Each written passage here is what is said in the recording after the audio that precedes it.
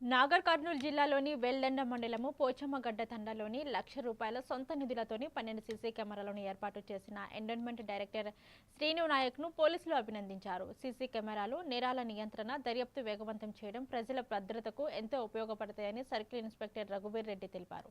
ఈ సందర్భంగా తండాకు చెందిన ఐఐటీలోని ప్రతిభ కనపరిచిన 2 విద్యార్థులను సత్కరించారు.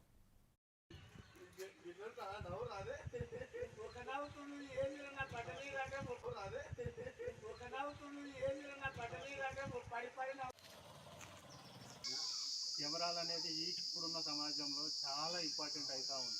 ఒక ఊరికే కాదు, వీలైతే ప్రతి ఒక్కరు కూడా ఇంటికి ఆన్లైన్లలో దొరుకుతూ ఉన్నాయి. 1500, ₹1000 దగ్గర నుంచి కూడా ఒక సిమ్ వేసుకొని ఒక కెమెరా జస్ట్ లైట్ లాగానే ఉంటుంది.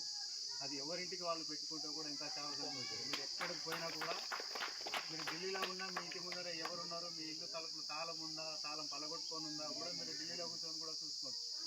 అంత ఈజీగా అయిపోయింది ఇప్పుడు టెక్నాలజీ. కాబట్టి ఒకప్పుడు కెమెరాలు అంటే పెద్దగా ఏదో అనుకునేవాళ్ళు, జస్ట్ ₹1000 ఎందుకంటే పోలీస్కి సీసీ కెమెరాస్కి చాలా రిలేషన్ ఎక్కువ ఉంటుంది.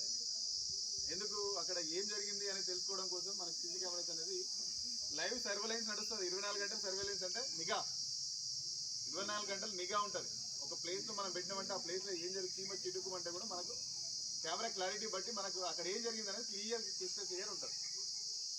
చిన్న ఎగ్జాంపుల్, నేను వచ్చిన తర్వాతనే ఎగ్జాంపుల్ చెప్పాలంటే, ఇక్కడ సర్వారెడ్డిపల్లిలో దొంగతనం అవుతుంది. పాపం అతను పంట అమ్మి డబ్బులు తెచ్చి పెట్టుకుంటాడు. దాదాపు ₹5,00,000 డబ్బులు పెట్టుకుంటాడు. తర్వాత ఒక ఆప్తులం గోల్డ్ ఉంటుంది ఇంట్లో. కార్యక్రమం మనకు ఎవరైనా కానీ ₹10 ఖర్చు చేయాలంటే బాధపడతారు, ఒకరికి ఇవ్వాలంటేనే బాధపడతాం.